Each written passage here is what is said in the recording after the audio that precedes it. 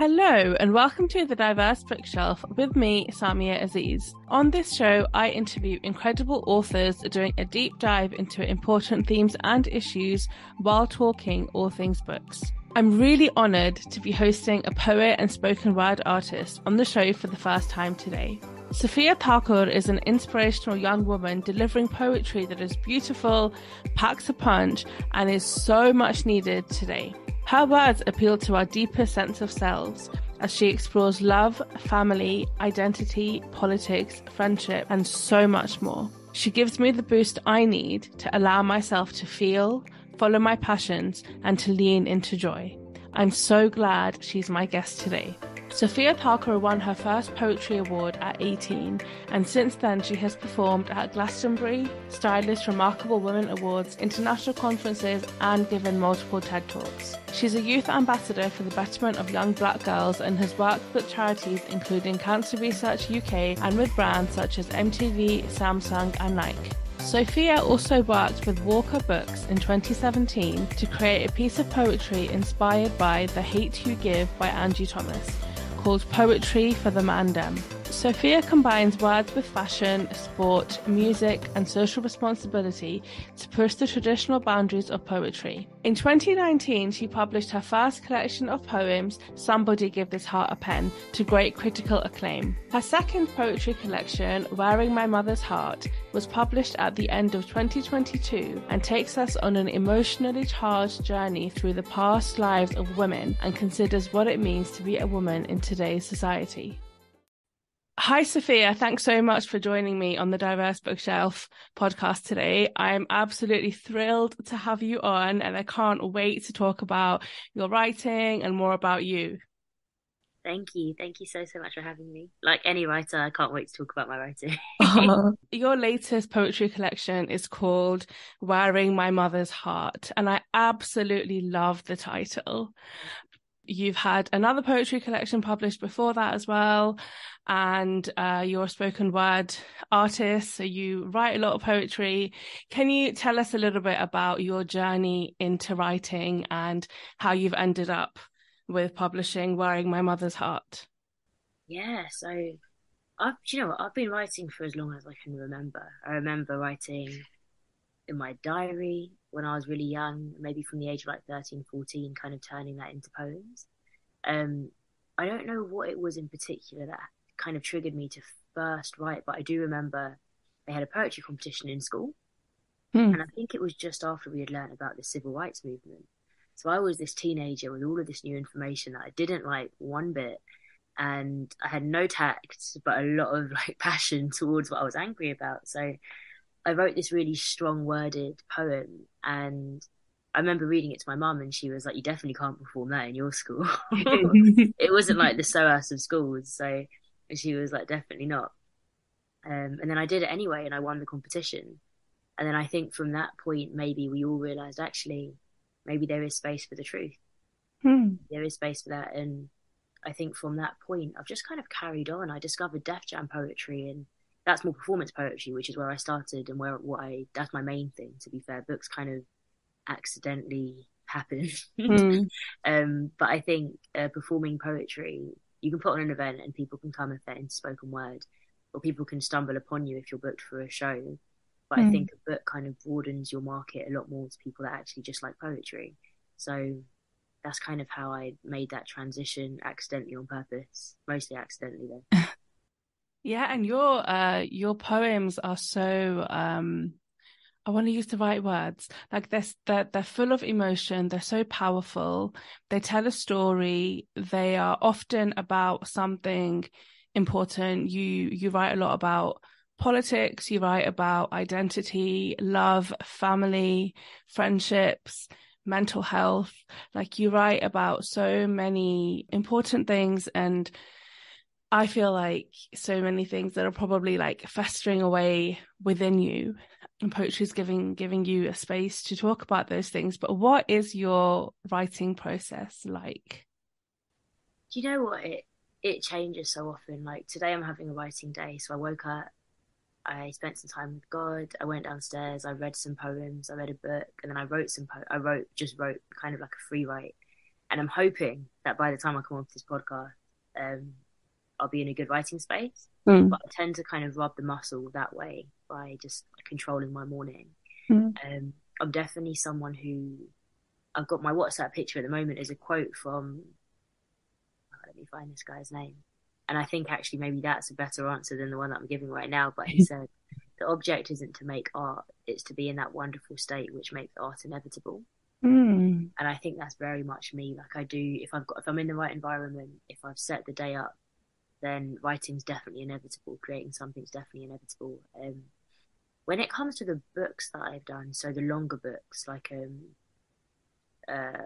Everybody Against Racism, for example, which is like a 65,000 word collection of essays about race, I kind of had to lock in. So I remember getting an apartment for maybe a month or around a month and just locking in 2,000 words a day on routine. I wouldn't break that. I would wake up, put on a vinyl player, stretch, work out, and write. And I'd do that all day and then go to bed. And I did that for weeks. And I think it's not to say that the whole book happens in those weeks. I think you learn everything that you want to write about way before those weeks, but then those weeks is when you kind of churn it all out and get it out of you. So I do think I'm inspired every day, but I think concentrated periods of writing has always been really, really good for me. And how, because obviously like life happens, although you may block out writing days and you may take yourself away from your family or whatever, like you want to be in isolation, so you may go somewhere to try and cultivate an environment, but so many things you can't control, like what other people are doing or your mental health or something pertaining to an argument with a friend or something with a boyfriend or a partner or a husband.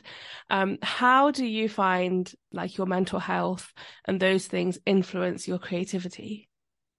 Do you know what? It's probably not the most healthiest response, but when I'm in a writing state, I literally block everything else out. Like, Wow. if I have an inkling that there's going to be some kind of drama in this phone call, or I'm going to have a conversation that's going to disappoint me or kind of take me from the center, I avoid it. I practice avoidance. That's what I do. But I think also if it's something that's more internal, like let's say I'm anxious about something or something in life kind of throws me off a little bit, I do try to write about it. I try to kind of, and when I'm in that space as well, where that muscle's warmed up and I'm in the thick of the sport, it's easier to write about it at that time as well. So I definitely do try to write through it. And if I need to, like if I absolutely must, I understand the value of surrounding yourself with love as well, surrounding yourself with the things you love, the people you love. I always say like a night out or an evening out at dinner with my friends, my girls, I always come back feeling like I can just change the world. I always come back feeling like I can accomplish absolutely anything. I come back loving them, loving life, loving myself. So I think knowing the things that kind of pull me back is really helpful for me.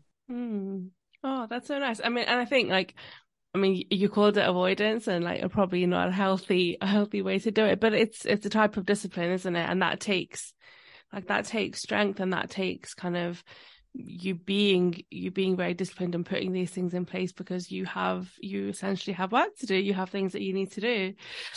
I want to talk a little bit about some of the poems in Wearing My Mother's Heart. Now, I love the title. I really love the title. Where did that come from for you?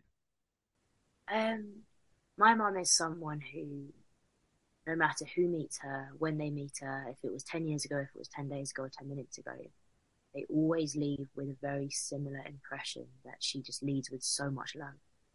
That she will always help someone, she will always give to someone, she would take the clothes off her back if she had to, and then coupled with that, she believes in what she believes in, and you cannot shake her on it. Like you can't move her, shake her, educate her. Like she knows what she knows and she believes it and she's sure and certain of it, and she will tell everyone her beliefs as well, and she'll have that conversation with everyone. And I just think her boldness and her softness is definitely, I feel like if there was an art form for someone who was very bold but also very soft, it's probably poetry, really.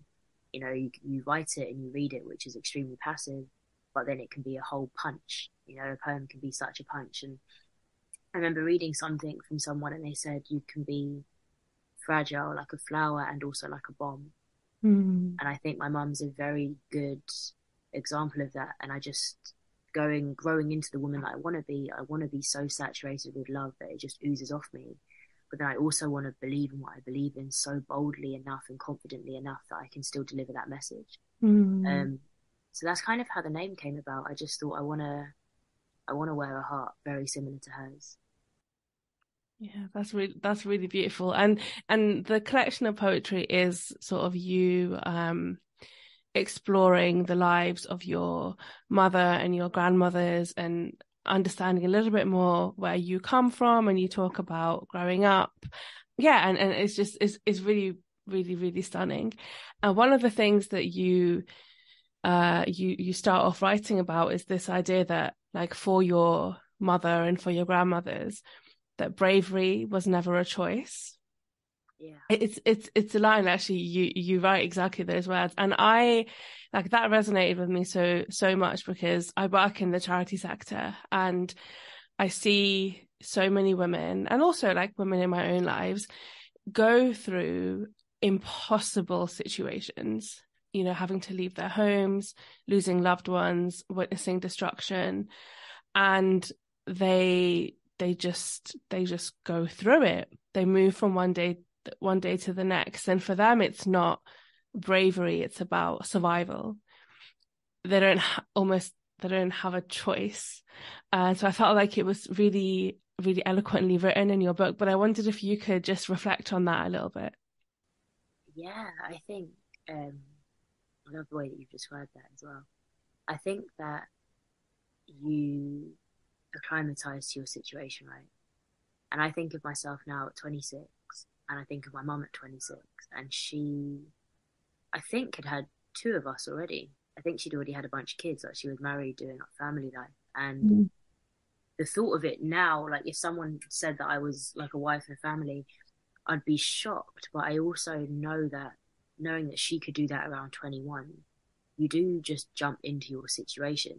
And I think also, if you're given a situation where it's, you either do this and things work well, or there's no, you can't do it. There's no, don't do it. Your kids either eat or they don't, and that's not an option. So I think um, they come from a generation of rising to the occasion, but that being the only thing they know to do. And I know sometimes maybe they look at, the older generation looks at the younger generation and just think you have it too easy, or you've got like everything there for you, like the things that you guys pick and select, we didn't even have those as options. I think that's a positive thing. It means that we've moved along in the times. It means that there's been growth, there's been change, and there will be things that we learn to just get on with. For example, so many people suffer with like facial dysmorphia now, or body dysmorphia, but we get up and we get on with it. We still wear clothes, we still go out, we still take off our clothes in summer, whatever it might be. And maybe in like 2 years' time, surgery is going to be extremely normal. And or a few years' time, and they're going to look at us and be like, how did you guys just suffer through body dysmorphia? Like, how did you just go out looking like that? Do you know what I mean? Not to say that's the case, and hopefully things will change in a more positive way, but I think you do adjust to the times that you're in, and you have no choice but to get up and get on with your day. And I think their generation, they had higher stakes. They had much higher stakes. Like, they were coming to a new country they'd never been to before. They were speaking in a language that they were just learning. English isn't the easiest language to learn for the first time. Like, English is a weird language to learn. In fact, the there's, the where's, the where. There's it's like odd things that happen in our language. It's not the easiest thing to learn and adapt to, but it was either that or they don't get jobs. If they don't get jobs, they don't have money. If they don't have money, they can't feed their family. If they can't feed their family, bad things happen. So I just think they had such a strong mindset of, we survive this. This is how we survive it, and this is how we're going to do it. And I like to think it's passed on to some of our generation. Yeah, I really. It's so interesting what you said about the fact that kind of like time changes what we perceive to be a struggle or something difficult. And you gave the example of body dysmorphia and surgery, plastic surgery, or whatever aesthetic words that are used. And actually, I think it also applies even within the same time, but in different contexts. and the kind of what you're used to in your life and what you perceive to be the things that help you live a good life. Like, for example, I remember when I was living in Pakistan, and I was finding it difficult to move freely through the country or through the city. And it wasn't impossible. There were certain things that had to be in place. There were safety issues, there were cultural issues. And I remember speaking to a friend who was living a bit further out from the city, and she described how she had like a dedicated driver that would take her to office or bring her back. There was some system in place. And I said, okay, well, what if one day the car breaks down or your driver's sick? And she just kind of said, well, on that day, then I don't go into work. And I just remember feeling so shocked. Her movement was so restricted. And I felt like, oh no, that doesn't sound fair. That doesn't sound good. It doesn't sound like she's able to live the life that she really wants to live. But she just looked at me like I was a bit weird, and she was like, yeah, but it's no big deal. Like, she was like, it's not a big deal. I just won't go that day. And it really brought me down to earth with a bump, because I was like, wow, I have been imposing my own like values and my own ideas into a society that doesn't really have those same ones. Yeah. And it doesn't mean that like that one of us is better or right or wrong, but it's just different. But I would have said, oh well, she's in that context, or well, she's so brave, and she was just looking at me like, no, but this is life, this is everyday life. It's just really interesting. Exactly that. You literally adjust to your circumstances, and I think especially our generation, because of social media, everything I feel has to be quite definitive. Your brand, your belief, your idea. There's perhaps less space for nuance than if you were just having a conversation with someone. You know, there's so much nuance in conversation. And I think maybe we become so strong, not necessarily in our belief, but in our belief that you must hold a belief. Forget actually, beliefs can differ. Beliefs change, beliefs are contextual. Still, you know. Absolutely. And you write about this as well, when there's a couple of poems where you talk about the fact that your mom and your grandparents, like, you have different ideas to them, and you may want or believe different things, but you're unified by love and all of those things. But you write that just because you cannot morally oblige does not make it objectively anything. And that's talking about the fact that not everybody wants or believes the same thing. It's a really great way of talking about some of the tensions that we have with our parents, especially when they are like immigrants or they're from a different place and a different culture, because they've grown up and they've experienced a set of values and ideas that they believe to be right. Yeah. And we don't necessarily agree with those, and it's this battle. But it feels like, well, no, we have this idea of what we think is morally right or what is right in and of itself. But actually, you say that no, if you can't morally agree with something, it doesn't mean that that thing is morally right or wrong. And I just wondered again if you could just expand on that a little bit. Yeah, I mean, unless we all serve the exact same God, unless we all share the exact same religion, like, no one can say what someone else should believe is morally right or wrong. I think that the quest for a universal right or wrong, the closest we can get to that is law.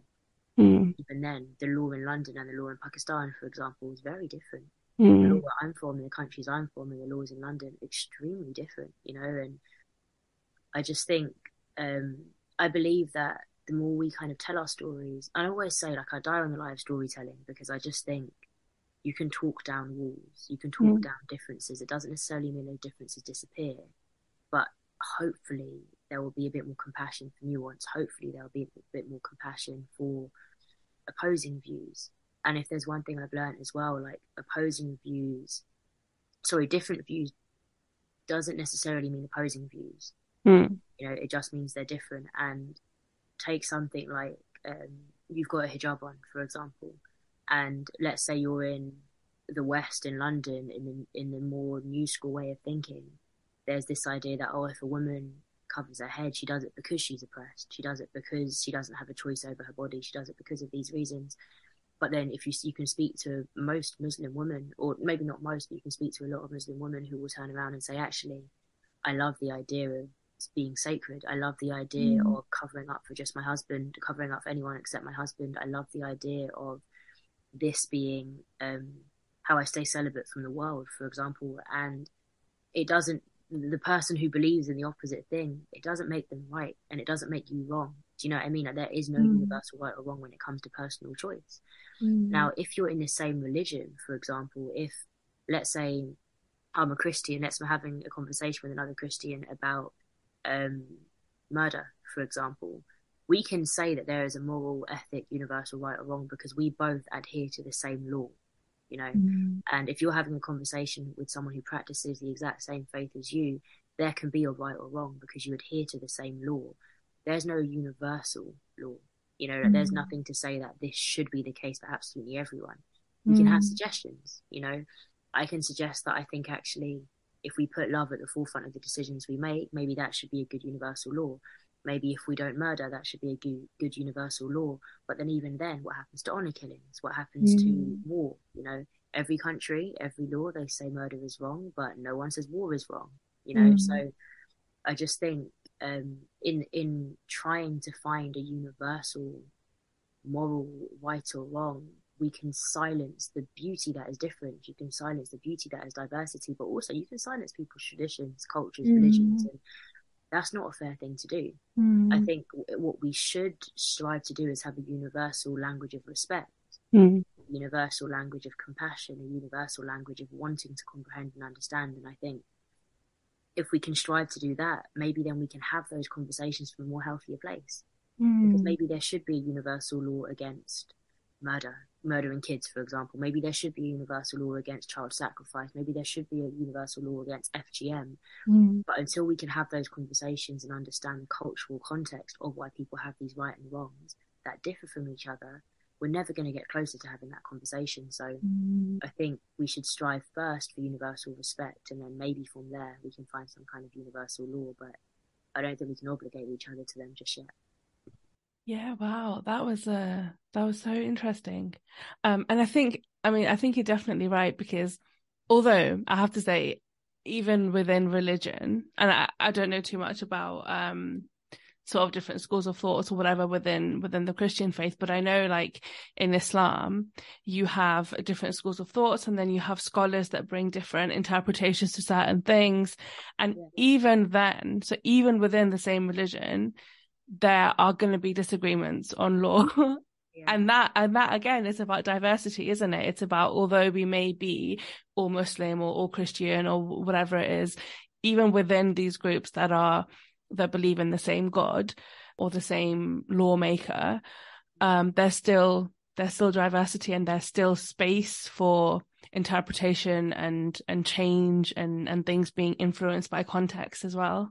Yeah, exactly that. How much more outside of those religions then, you know? Yeah, absolutely. And I think you're definitely right in what you said, in that we shouldn't be fixated on finding like a universal right or wrong or good or bad, and be open to conversation and learning more and understanding where everybody is coming from before we are able to impose a judgment that is so harsh. Because I mean, what we see a lot in literature as well, for example, is that certain ideas, like you gave the example of the hijab, like certain communities are portrayed in a certain way, but it's through a lens, isn't it? It's through like a Western liberal lens. And that's apparent to someone like me because my lived reality is so different. But if that's all you're reading, it creates the representation you see is very skewed. It just creates very, very strange ideas about certain communities, which isn't fair at all. Yeah, I completely agree. And I think that points towards the power of literature and the importance of diverse voices in literature as well. Yeah. Because there are so many books on race, for example, written from the white lens. There's so many books on like most authors are male, right? Like majority of published authors are male, and they have women in their books, you know, but that it's written through the lens of a man. And that's not to say that female authors don't hyper sensationalize or romanticize men. Like definitely the case. I think that is the genre of love. Yeah. But I think you have to have people speaking from those spaces to provide a more accurate representation, and then hopefully people will read it and actually realize, oh, this isn't oppression to them. This is just life. Mm. So I want to talk a bit about how your own identity and your own heritage has influenced your own storytelling and your writing. So you are, if I have this right, your grandmothers are both Gambian and your grandfather, one is Sri Lankan and one is Indian. Yeah, Oh, perfect. yes. Very good. Okay, My good. friends still get confused with that, so kudos. I'm glad my research paid off.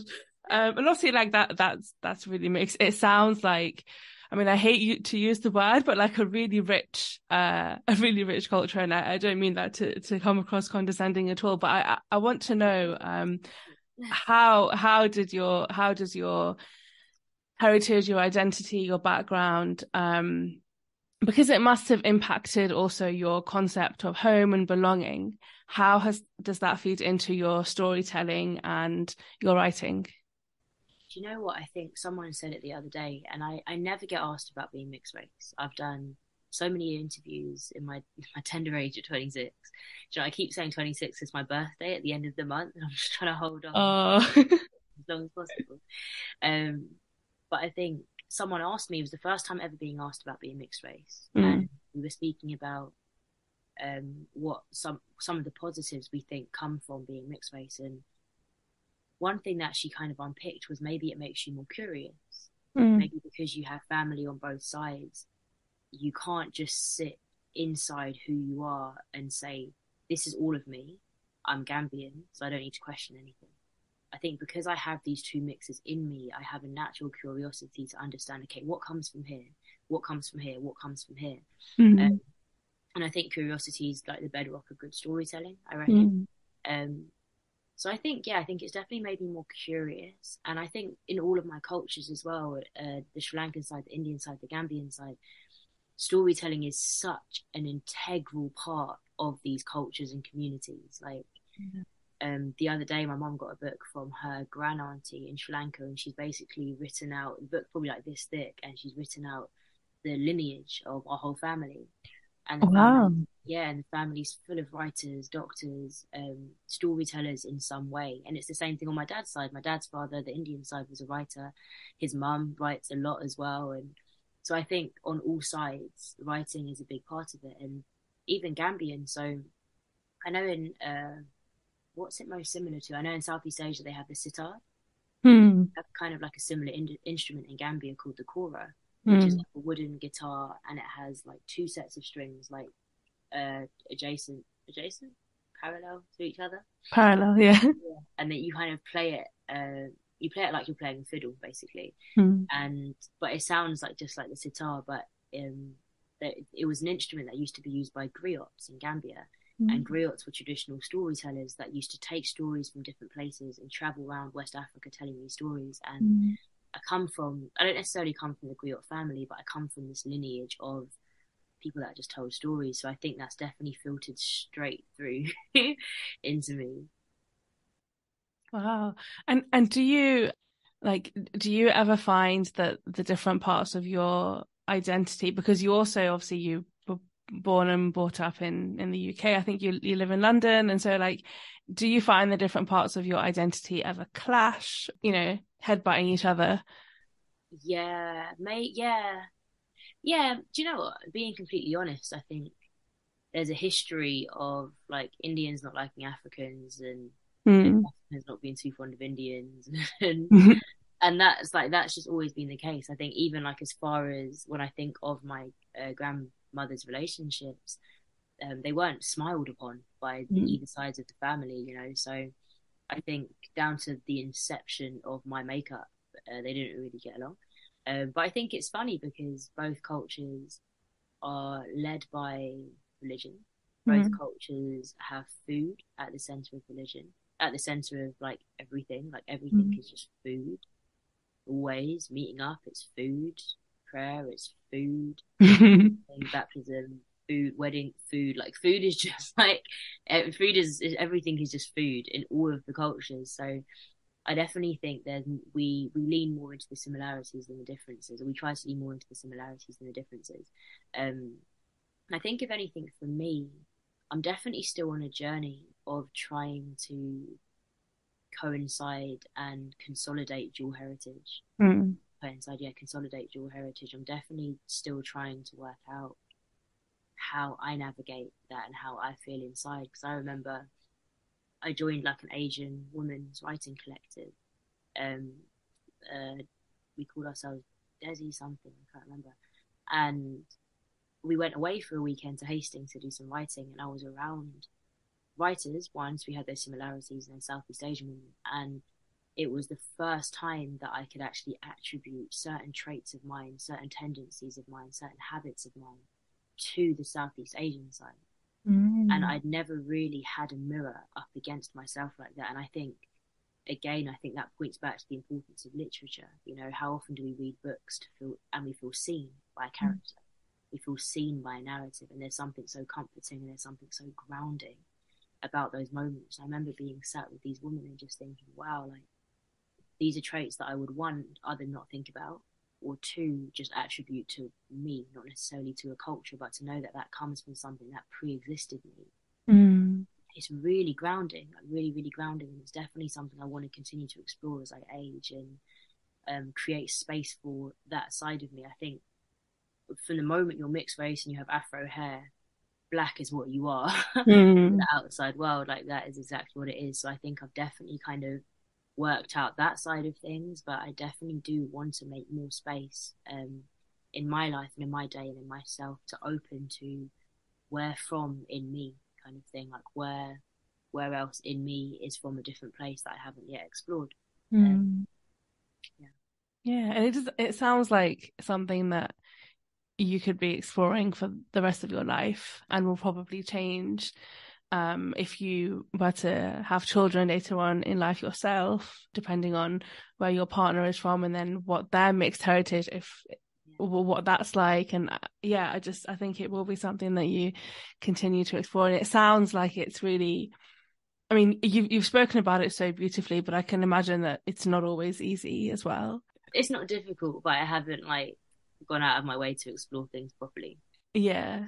Because I mean, I guess it depends how you explore, but I have an idea that communities can be quite insular and have an idea that you're Asian if you look like a certain way. And the features that you describe of yourself are not typically Southeast Asian or South Asian. They're black. And I can imagine knowing how the South Asian community can be sometimes, that it could add a block. But yeah, you know, hopefully it's still a good process for you. Yeah, and communities are changing all the time, and I do think I do think that the South Asian community as well is a lot more open, a lot more fluid. There are a lot more a variety of people involved, a lot more people that are South Asian marrying people that are not South Asian, and the conversation is definitely shifting. You have spoken quite a bit about faith and God, and I wondered if you could, and you know, actually, and I just want to say, like, it's so lovely to hear you talk about how important God is to you and where faith is in your life, and I love the fact that you're so clear about that and so unapologetic about it. And I just wondered if you could talk about your journey with faith and how it inspires you to write. Thank you. It's always encouraging to hear that. Sometimes you don't be knowing what you can say and not say as well. So thank you. You know, I think the Bible is like a book of poetry, right? And it's a book of stories. And I think in so many, especially Abrahamic religions, words are how we engage with God. You know, it's how God is engaged with us. And I think I remember once I was writing this poem and I was probably like 16 or something like that. And I remember thinking, I just want to beatbox in this poem. Like I want to beatbox. So that's all I knew. I didn't know what I wanted the poem to be about. I didn't know how I'd fit beatboxing into a poem, but I knew that I wanted to beatbox. And I was in the bathroom and I started beatboxing and I started writing whilst I was in the bathroom. I came out and I remember writing this whole poem. I probably had my head down for probably 45 minutes. And I looked up and there was this 8-minute poem that had been written. And it was about a girl who had experienced domestic violence from her dad. And she was going through that journey herself. And it wasn't something I'd ever experienced.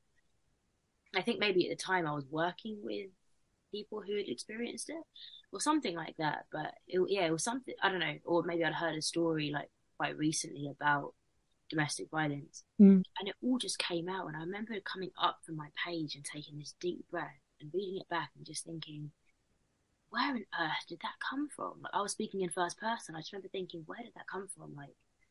It felt like a very, very much an out of body experience. And then I started to learn more about purpose and art and what it means for God to put something inside someone for them to tell that story and to be a vessel. And I think at that point I realized, okay, there's that connection. There's what that was. And I think from that point when I realized that actually, how do we come up with these ideas? How do we write things that then go and impact someone else and you haven't even yourself experienced that thing? I'm humble enough to accept that I'm not that skilled a writer. I'm humble enough to accept that these things, they come from somewhere. And even there was a TED talk, I can't remember who gave it, but she was basically saying how back in the day, I think it was maybe Greek time, so before the industrial era, they would say that the artists were revered as the politicians are today. The artists were the people that could communicate with people, whatever God is saying to the people. And the belief was that these artists would sit in these rooms with these things called demons, is what they would call them, and they would get these ideas, and then the artist would communicate these ideas and give them back to the people. And the people would revere the artist, not necessarily because they were God, but because they had this channel through God. And then the industrial era happened and humans became the center of mankind because humans could make machinery. Humans could make a thing that could take you from A to B without your feet touching the floor. Humans could turn a light on. And there became this contention between God and mankind because what happens when they can do both, And then the artist became the center of the art, not necessarily God. And then you started to see a lot more artists commit suicide, for example, because there was so much pressure on them. Because they stopped feeling like a vessel and they started feeling like God. And I just think when you go back to the earlier stage of it, there's always been this belief that the artist is the vessel. Whether you're a Christian, whether you're a Muslim, whether you were a scribe in the Bible, whether you were a scribe in the Quran or in the Torah, there's always been this belief that we hear from God and we write it down. And I think I just sit inside that space. I'm not saying that I'm the Apostle Paul. I'm not saying that I could write the book of Psalms, but I've seen the impact that some of my work and poems have had on people. And I can't turn around and say, wow, I did that, because I don't even know your situation that it was written about. Do you know what I mean? I wasn't sat opposite you talking to you, I wasn't a friend to you. So I just think it's always been clear from a really young age, seeing the power of words and knowing that this comes from somewhere. And my mum's always said as well, your gift is something that you give to people. Your gift is something that you have to extend further than yourself because you never know who might need to hear it. And I remember maybe when I was 15, there was this poem called Be Queens, which is on my YouTube, that I kept on getting booked for. Everyone kept on being I'll give you £75, come and perform this. I'll give you £150, come and perform this. And I think maybe after 2 years of performing it, I was just I don't want to perform this poem anymore. I feel like I'm past it. I feel like I don't believe in these things anymore. And then I remember my mum saying to me, they want to hear it because maybe they need it. Don't put yourself in the center of your gift because it's actually not about you. And I remember at that point just realizing, you know what, this thing is above us. This thing is above us, and I have to stay humble enough to recognize that. And I do feel having faith that God will continue to tell me things that hopefully I share with people. It's made me never be scared. And being a full-time poet isn't exactly the most obvious profession. It's not the most obvious cool, in 3 months you'll have a promotion and it will expand. It's kind of who does that? but I've never been scared. Like I've never woken up and felt scared about the future, because I just think, I don't know, I just feel like if you stay doing the thing that you feel is your purpose will always make a way for you. And I think without that faith, without this belief in God, and without this belief in my relationship with God through writing, I don't know if I'd still be doing poetry. I think I'd just be scared. Well, I resonate with so much of what you said, because I mean, so I'm a Muslim, and I'm driven so much by my faith, and the one thing I wish for constantly for myself is that God uses me on earth to do good and to help people.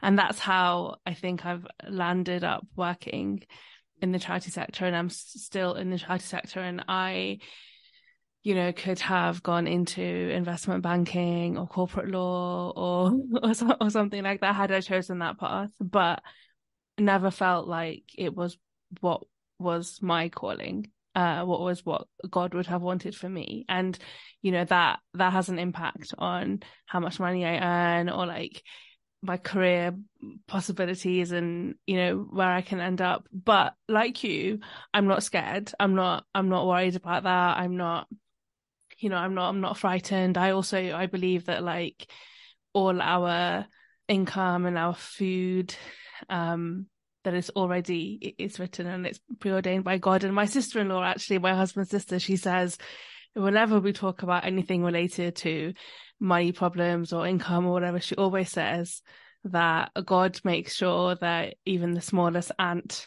has food 3 times a day. He knows. And obviously there are people around the world that don't have food, but then that's why there's also people around the world that can help correct that. I really believe in that. And it is the thing that keeps me going as well, especially because I see a lot of hardship in my work, and it's really easy to lose that sense of hope and to feel really helpless. But yeah, I think it's important to remember that like we're so small in God's big plan, like we're so small, but we also have the possibility, like your words can have a huge impact on people. Like we also do have that impact. Yeah, I love that. And I feel like what you said, I feel like that's definitely been the message of like the month so far. I feel like I've been saying to so many people, and even a reminder to myself, like, look at my mum said it the other day, actually. She was like, the trees are so bare and barren right now, but she saw a tree that had like a tiny little bud starting to grow. And she was like, these trees don't worry. Yeah. They don't worry. Like, they don't worry about anything. They just go with the seasons and trust that God will like go ahead of them and like prepare their branches and all of these things. And these trees don't even give back. They don't pray. They don't do any of, oh, no, they do give back, sorry, but they don't pray. They don't worship. They don't like do these other things that we continue to do. Like, how much more will God take care of us? I think, yeah, what you said it's definitely resonating with me this month. For sure. And you write a lot about love, and actually one of my favorite poems is romance, where you start with love me 12 roses. I honestly like, and I've watched a performance of it as well, where I think it's just so good. And you say that love is the beginning of everything. Now, I find love to be one of the hardest things to write about, and to be able to talk about, to articulate what it is that we're feeling. How do you do it? Because it just, to me, like, it feels so massive. Yeah, how do you do it? I think it's because of that. Thank you as well. That's kind of you. I think it's because it's so big. Like, I just need to like get it out. I think when I'm in the thick of, like, when I'm in the presence of someone I love and I'm just looking at them, I just feel like my whole body is just like love lava, and it's just to my head, and I need to like get it out. I need to communicate it in some way. And I think I never love metaphor as much as I do when I'm talking about love. And I remember thinking it the other day, like, love for a poet or a writer, even the moon becomes inadequate, even the sun becomes inadequate, because they need something bigger, something more grand to explain that love. And then we find ourselves back with God, because that this is the biggest thought. And I think I don't know. I think with me, love is metaphor. I remember in my first collection, there's a poem called Flood or something like that. And I was describing what it was like to love a love that you've lost Mm. and what that feels like. And all I could think of was, and I think at the time I felt like I was feeling like that. And it just felt like I was flooding. It Mm. felt like everything reminded me. I think maybe I was grieving. I can't remember. Everything reminded me of that person.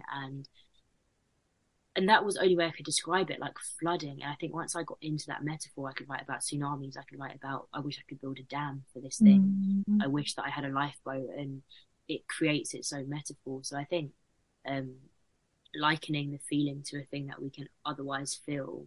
So, for example, like when you're looking at someone you love and it just overwhelms you, for me, it can feel like when you stand in the face of the sun and it is completely like sitting on your skin and it feels like it's seeping through your skin. Like those two moments can feel really similar to me. So I write it. But I think it's also my favorite thing to write about because every day, like, it's a different experience with that love. You know, one day you can fall in love with someone's kindness, and the next day you can fall in love with how funny that person is. The Mm. next day you can fall in love with how earnest they are when they're there for you. Mm. And the capacity of love is that it's limitless. The Mm. capacity of love is that it's bottomless. You have a child and you learn that actually what you thought was at 100% has another 100%, you know? Mm. So I just think, um, I just think it's such a charming thing to write about. I love reading about love, but but I also struggle like with fiction. I struggle with like rom-com because often feel like the love is superficial or like it doesn't really make sense. It doesn't, it seems to be a lot this kind of like this person saw this person and thought she was really hot or thought he was really hot, and then they end up together, or like they were enemies and they became lovers. And it just, to me, it doesn't, I haven't yet found a rom-com style fiction that I feel like captures the complexity and the true essence of love. So I absolutely love and you write so stunningly about it, and also all types of love. Like you write about family, and you also write about friendship, and you write in this collection, Wearing My Mother's Heart, you write about friendship breakup, which is a type of breakup that we don't talk enough about, but is devastating. Yeah. So I wanted to ask your own experiences and how those have fed into what you say about friendship breakup. Friendship breakups are just, like you said, they are not spoken about. Like, Mm. friendships are so romantic. Mm. Like, you have these people in your life that you choose to do fun things with because you love their company.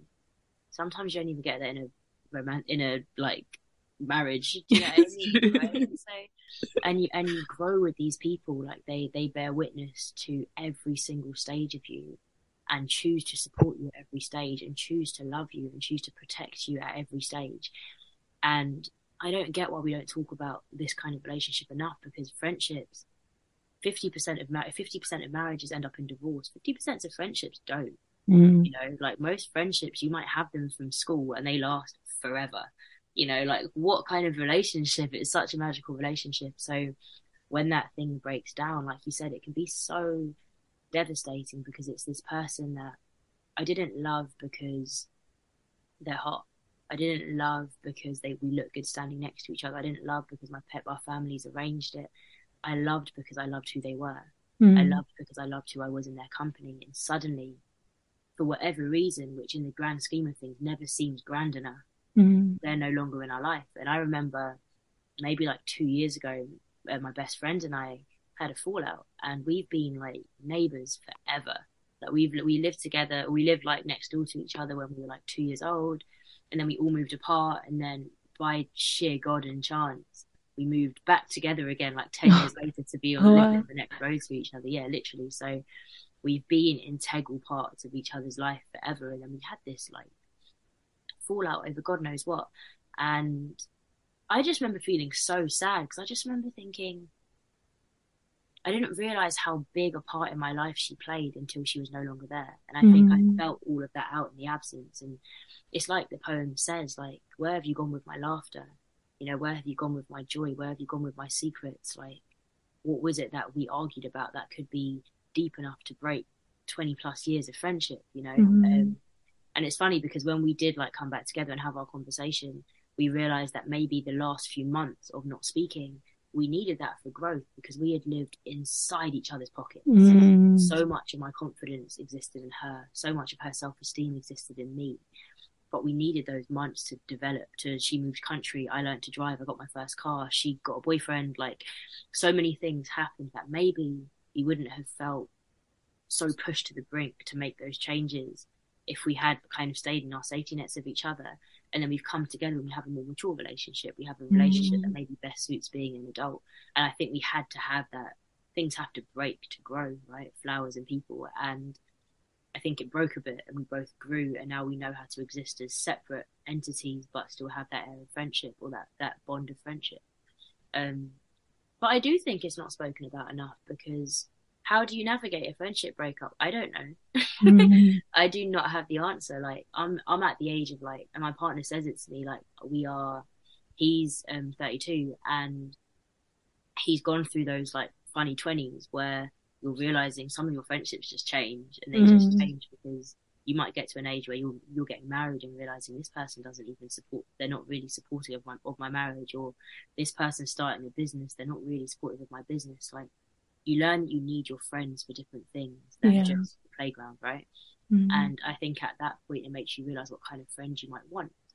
You can't make those decisions when you don't have a need for your friend when you're a teenager. You just need your friends to, like, you just need to get along.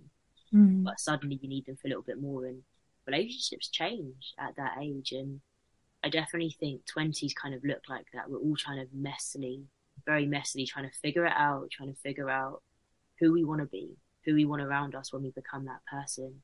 Who is this person to me? And I just think if there was more literature about that, the same way there's as much literature as about romantic relationships, we would kind of get through these phases like it wouldn't be as bumpy a road. Yeah. So I definitely think there should be more literature on friendships, on like friendship breakups, and then friendship makeups again as well. Yeah. And I think some friendships, the breakups they're not like, there's no argument or no, thing that happens that makes you go your separate ways. Sometimes it happens really silently over time. Yeah. And you just realize at one point, like, oh, hold on a minute. 5 years ago, I was really close to this person and now I haven't spoken to them for 4 years. And those friendship breakups, or the end of those friendships, are also really, really sad as well, because you realize how much you've changed and how much they've changed, but also the absence in your life of them. Yeah. And I do think that getting older, so I'm the same, well, I'm 32 as well, the same age as your partner. So I completely relate to that you do, as you go through different things in life, you need people that can relate to different things that you're going through, but you need probably like a bit more maturity, you need a bit more empathy that maybe you didn't need when you were 16, 17, or even 23, 24. But yeah, it's really hard. And I think female friendships as well, because so much what we see, especially in film and on TV and also in literature, is women being pitted against each other. Yeah. But actually, like, women friendships and sisters and mother-daughter relationships, although they are complex and sometimes full of challenges, they are the most beautiful and the most in-depth things that exist. And there's not enough representation or exploration of that at all. So I really hope that we start to see more of that. Yeah, I completely agree, because it's aspirational. Like when you read about it, it becomes aspirational, and you want to do better by your friends, and you want to build a really richer relationship. And like you said, I think that's the power of literature. I think we need to write about everything as much as possible. Yeah. One piece of advice. You also write about men. I mean, you write about your parents, you write about a little bit about your father, but you write about male mental health, which is, and I've seen that you've spoken about it as well publicly on TED Talks, and I wanted to talk about that because you write, one of the poems in this collection, you write that men are rarely permitted to feel until it breaks them. And obviously, like we've seen recently, a little bit more of an emphasis on men talking about themselves, but we see more availability of statistics which show how prevalent male suicide is.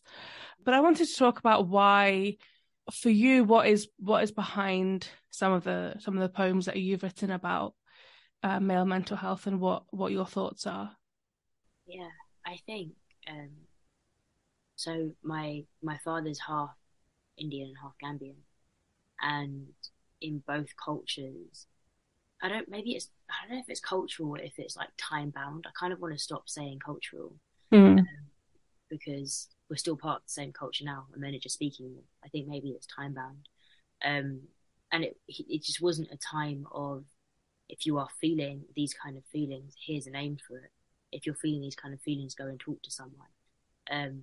It was very much, you just see suddenly people begin to disappear in your life, and they'll still be there. You'll still sit at the table eating dinner with them. You'll still do all of the things that you would otherwise do, but they themselves start to disappear.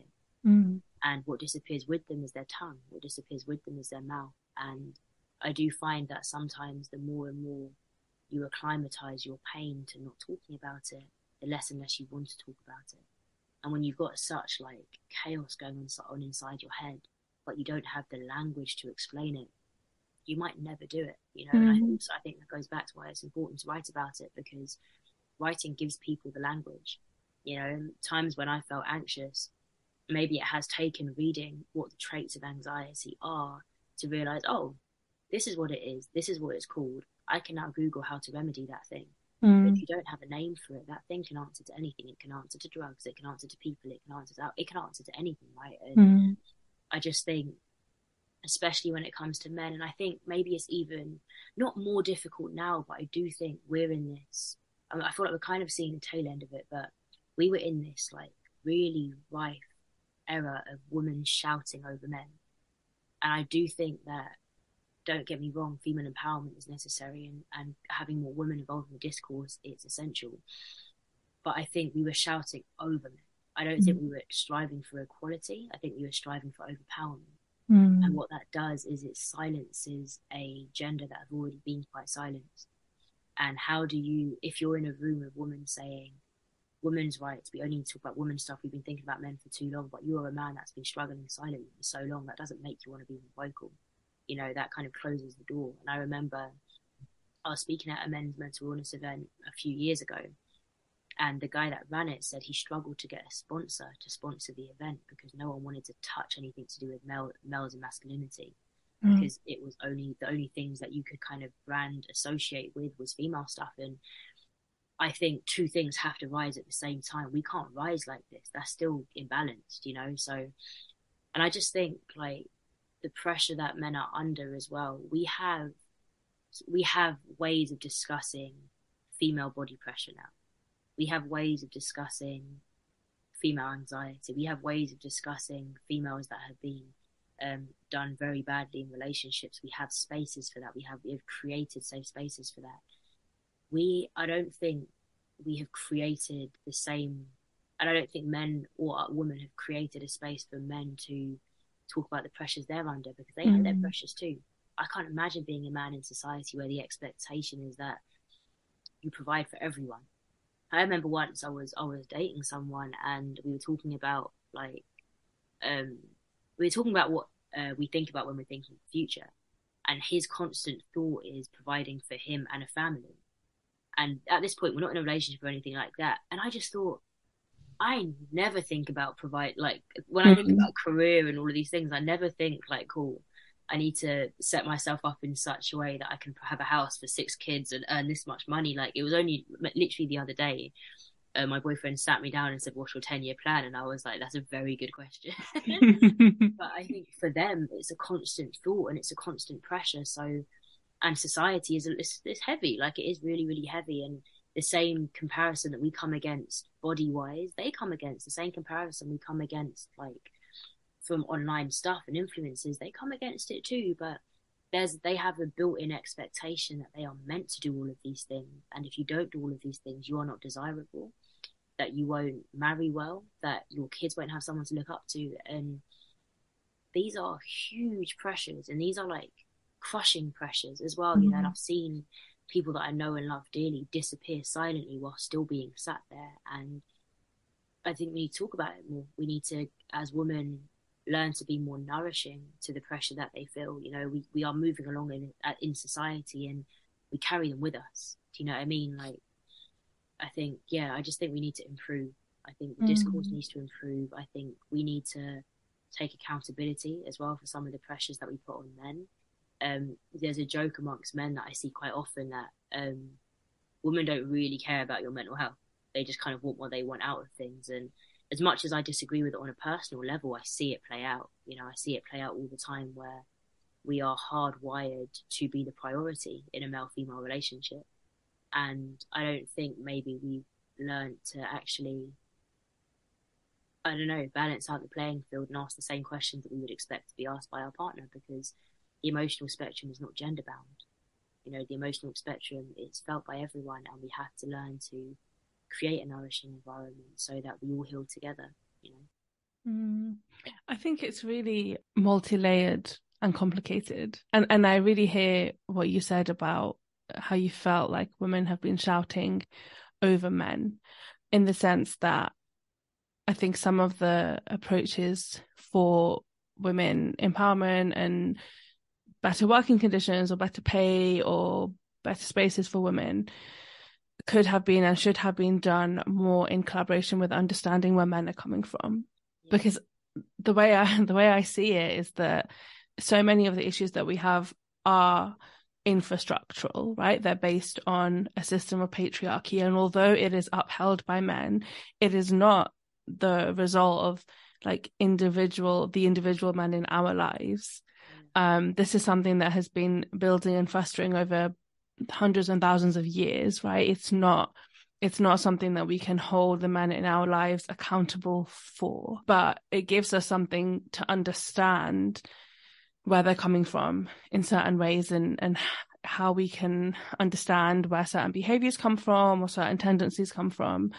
But it's not about silencing individual men or even men in general. I do agree with you on that. And I think there are still issues, obviously, in personal lives and home lives when it comes to division of labor and like motherhood and raising children and all of these things. But again, I think this is something that is about individual households, and kind of the love and their attitude that you come to it with. Now, you said at the beginning that you think that maybe it's wrong to say that, you know, culturally people haven't been speaking about mental health, and maybe more about time. And actually, I agree, because even the UK has never had a culture to speak about male mental health. Yeah. It's always been, you know, the representation of the stiff upper lip and men going to war, and it's brave and it's powerful. It's never been about empathy or sympathy or mental health. I think it's really, really complicated. And I think it's really important as well, because I complain all the time about the representation of women in literature and media, and how it's really flawed, and they pit women against each other, and they don't talk about mental health and this and that. But actually, I find the representation of men is also terrible, because there's so little about male friendships, about male mental health, about the decisions that young men and boys make when they're going to university, and the pressures that they face around smoking and drugs and all of those things. There's not enough of a nuanced representation of those things either. And until we have those, we can't then expect that boys have the representation that they need, so that they're not able to make the informed decisions. I think it's hugely flawed. I find it really hard to find good men in literature or in movies or films. Like, I think the only real friendship that comes to mind, male friendship, is that American Friends, right? But even that is like, it's a hyperbole, right? Like it's comedy, but it's the only kind of representation I can think of in terms of male friendship. And even in my own life, it's led me to be really confused about understanding the kind of friendships that my husband has or should has, or where that fits into his life, because I know where it fits into mine, but I don't have a reference point for him. Yeah, Yeah, that is such a like I've never thought about that, and there are like thousands of books for teenage girls when it comes to Mm. growing up. You've got all the Jacqueline Wilson collections, you've got all of them, like you've got everything, you've literally got everything. But you're right, I can't think of books that my brothers would have read that would have aided their becoming, Mm. like at all. And then as you get older, it then becomes like self-help books, but business ones. Yeah, exactly. Like skips that whole it skips Jacqueline Wilson and goes straight to like Robert Greene. Really quickly. But yeah, that's a really good point. I've never thought about that. That's a really good point. Yeah, I mean, because like for boys, like I have nephews, and I think what kind of books is probably like zombie or like horror or those kind of, and it feels really sad. Whereas like I know my nieces are reading books about friends and school and those kind of and situations at home, but boys are not having that, and it's just, and I'm not saying that it's perfect for women, but like we have definitely made strides. There is still a lot of work to do. There's a huge amount of work to do. We're still there's still not full accurate representation. There's still not enough support. But I think the way that we look at men and the way that what we think men needs, that perception needs to shift slightly. I think we need a little bit more nuance, and probably a bit more empathy as well, I think. I think so. I agree. So you write a lot, obviously, and you told me as well that you put aside writing days. Do you ever suffer from writer's block? And if you do, how do you overcome it? Yeah, girl. Yes, I do. Yeah, I do. I think it's inevitable. I think like you can't spill from an empty cup for one, Mm. and sometimes you're just scared that what you write is going to be a little bit not good, Mm. And I think actually for me, everyone's situation is different, but I do think for me, when I feel like I am scared to write, it oftentimes is because I'm scared that it's not going to be good. I feel like I'm just going to write something that's going to be a little bit rubbish. Like I don't have like a great idea or a great thing. And I think what I have to constantly tell myself is the thing does not need to be good. It just needs to be a thing. Mm. I'm not taking this poem and submitting it for a Nobel Peace Prize. I just need to like break the mold. I need to warm up the muscle, and it gets better. Like it gets better. The first thing you write is not going to be the last thing you write. And I think like so many things can cause writer's block. You can be uninspired, and if I'm uninspired, what I try to do is think about the thing I want to write and read or study things around that. So let's say I want to write about, I don't know, fashion. Let's say I want to write a poem about fashion and expression through style. I might go to a fashion museum. I might read a speech from a designer. I might watch a film on fashion and just let myself take in these different influences that will fill my cup. Like fill your cup of inspiration. Like you can't be inspired by nothing unless you're writing about nothingness. You can't be inspired by nothing. So I do think like actually actively taking a stand against writer's block can be really helpful. And then on the flip side of that, sometimes you just need to live a bit. Sometimes you do need to like take the pressure off, take that edge off, and feel some things without the thought of, okay, how do I write about this? Sometimes you just need to not write. Sometimes that's what it is. If you feel like you're getting to that point where you want to write but you can't, then address it. But if you're just upset that you are not writing, even if you don't have a desire to, then just don't write. If you don't fancy it, don't fancy it.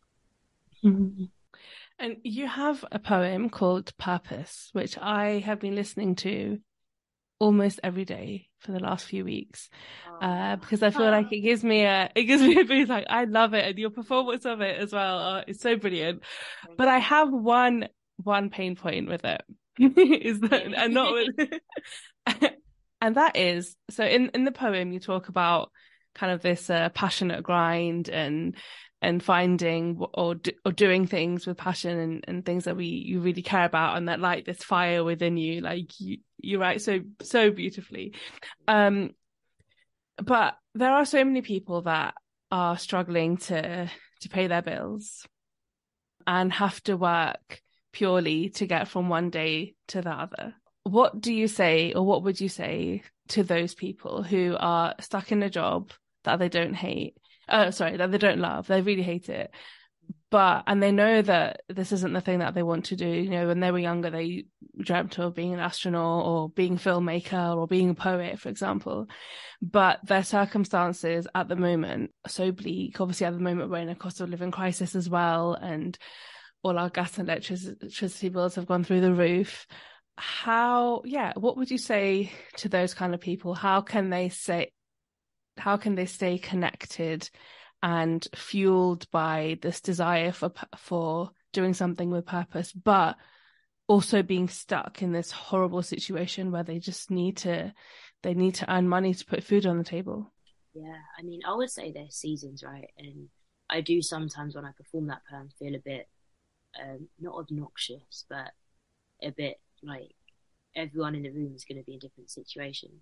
Yeah. I think how I kind of remedy that for myself is there will be a season where I need to be consuming things that are saying wake up at 5 a.m. and work out and do these things. There's a season when I need that. There will then be a season where I'm pregnant and I'm looking at those things and I'm just like, you haven't got a clue. Like, you just don't know. Of course I can't work out. I can't go on a juice cleanse now. That's baby inside me. Do you know what I mean? So I do think, like, I give myself that grace to remember that art is about a moment, you know, and your art does not need to speak to everybody's situation. It just needs to speak to those it needs to speak to at that time.